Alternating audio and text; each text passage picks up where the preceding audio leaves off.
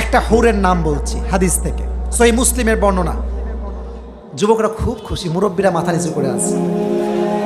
আচ্ছা, মুরব্বীরাও শোনেন, সবাই পাবে। আর আপনারা যারা মুরব্বী আব্বা চানরা আছেন, আপনার মুরব্বী হয়ে জান্নাতে যাবেন না। আপনি যখন জান্নাতে যাবেন, তাকড়া যুবক করে আল্লাহ আপনাকে জান্নাতে পাঠিয়ে দিবে। সুবহানাল্লাহ পড়েন। তার নাম হচ্ছে আয়না। নাম কি? আরো জোরে। এত সুন্দরী হবে সে। তার হাদিস থেকে বলছি, মুসলিমের বর্ণনা, সহিহ মুসলিমের বর্ণনা। তার ডান পাশে থাকবে 70,000 হুর দাসী, তার বাম পাশে থাকবে 70,000 হুর দাসী, তার সামনে বডিগার্ড হিসেবে থাকবে 1,40,000 হুর দাসী। এত আস্তে সুবহানাল্লাহ পড়লেন। তার চোখগুলো হবে ডাগর ডাগর চোখ। যখন সে জান্নাত থেকে বের হবে, একটা অ্যানাউন্সমেন্ট দিবে। এটা শুনলে আমার খুব ভালো লাগে। এই অ্যানাউন্সমেন্টের সঙ্গে আমার একটা মিল আছে।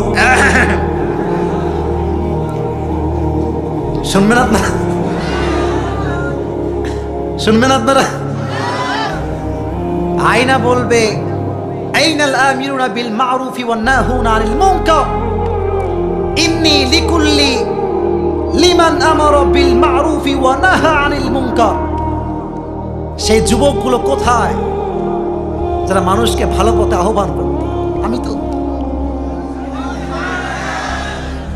পরে আবার এটা নিয়ে মারামারি করেন না আপনার এলাকার ভিতরে। ধরো মিয়া, আমি মজা করে বলতেছি আর কি। যেই যুবকের কারণে আরেক যুবক জান্নাতি হবে, যেই যুবকের কারণে আরেকজন যুবক 5 ওয়াক্ত নামাজি হবে, তার জন্য আল্লাহ আয়না নামের হুরকে প্রস্তুত রেখে দিয়েছে।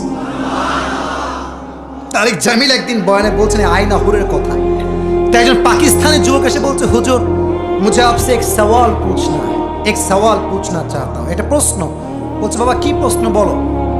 বললো যে হুজুর, ये जो आपने एक हूर का नाम बताया आईना, कि ये सिर्फ एक होगा या उससे भी ज्यादा होगा? এটা কি একটা না অনেক বেশি? তো বলছে যে কেন? বলছে अगर एक ही होगा तो कोई साहब इसे ले जाएगा, मैं नहीं पा सकता इसे। তো বলছে হুজুর কয়টা হবে? তো হুজুর বললেন, বাবা শোনো, আমার কাছে বসো, আমার পাশে বসো। বলছে, देखो बेटा, अल्लाह जो है ना, वो जो चाहे वही कर सकता है। दुनिया में जितने अच्छे लोग बढ़ जाएंगे, अल्लाह उतना ही आईना हूर पैदा करता जाएंगे। যত ভালো মানুষ বাড়বে, আল্লাহ তত বেশি আয়না নামের হুরকে প্রস্তুত করে দিবে। সুবহানাল্লাহ পড়েন। তবে হুর শুধুমাত্র স্বপ্নে দেখলেই হবে না, বাস্তবে পাওয়া লাগবে। এক যুবক সারা জীবন নামাজ কালাম কিছু পড়ে নাই। কথা কি বোঝা যায়?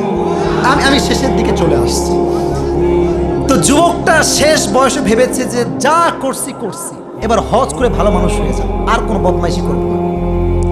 তো যখন যুবকটা মোটামুটি তাগড়া যুবক, ওমরা করতে গিয়েছে মক্কার সামনে।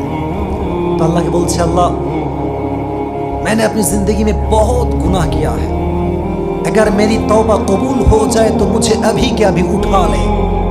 আল্লাহ, আমি যদি তওবা কবুল হয়ে থাকে আমাকে এখনই মরণ দাও, মৃত্যু দাও। তো বেচারা 7 তওয়াফ করে আসছে অলরেডি। আর দেখবেন বাইতুল্লাহর যে চত্বরটা, উপরে কিন্তু ছাদ নাই, ঠিক আছে না? উপরে দেখবেন রোদের তাপ পুরো হাজিদের চাঁদের উপরে এসে পড়ে, চান্দু গরম হয়ে যায় একেবারে। তো যুবকের অবস্থা খুবই খারাপ। 7 তওয়াফ করে আসছে, আরো রোদ। ওই দোয়া করার সঙ্গে সঙ্গে রোদের তাপে অজ্ঞান হয়ে পড়ে গেছে।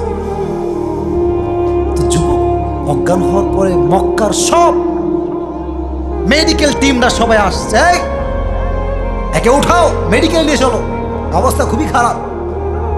মেডিকেলে ভর্তি করা হয়েছে। যখন চোখ যুবক খুলছে মেডিকেলে যাওয়ার পরে, দেখছে যে পাকিস্তানের যুবক ভাবছে, কিরে রুম তো সুন্দর,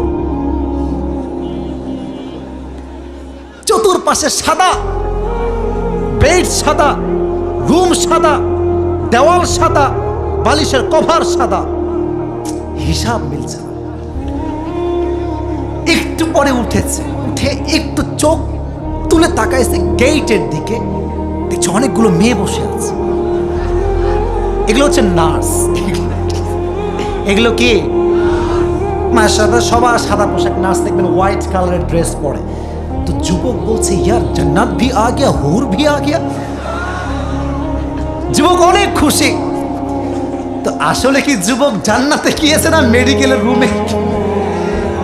যুবক ভাইরা, জান্নাত পেতে চাইলে শুধু ওয়াজ শুনলে হবে না, ফজরের নামাজটা জামাতের সঙ্গে আদায় করতে হবে, ঠিক না বল?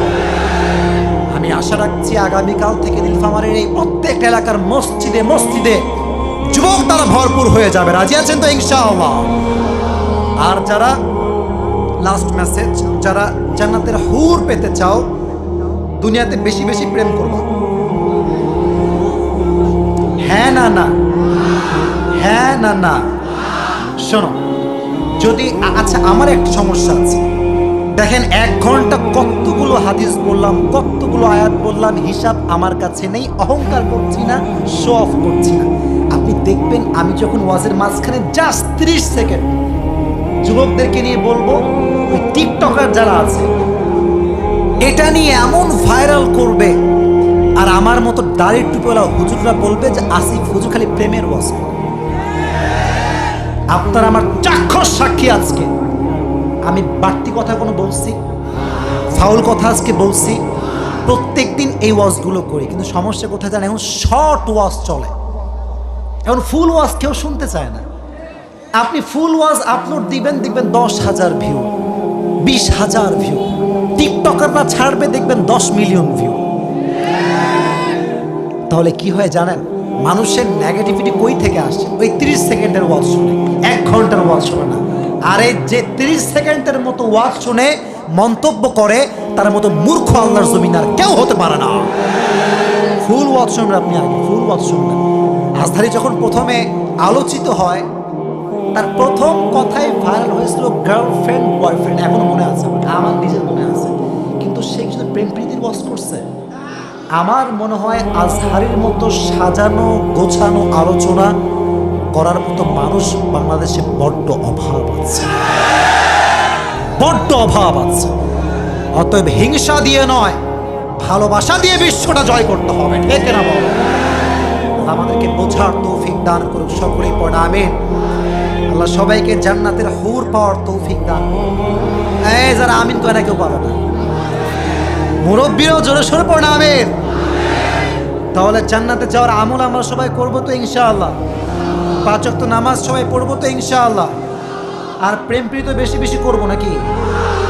আজ থেকে ব্রেকআপ। বলো বলো বলো বলো বলো বলো। आज থেকে কি হবে? या तो शादी कर लो या मुझसे दूर हो जाओ। বিয়ে করলে আমি আছি, না করলে আমার 14 গোষ্ঠী কাউকে তুমি হারিকেন দিয়েও খুঁজে পাবা না। অ্যাটিটিউড রাখবা। রাজি আছো তো ইনশাআল্লাহ?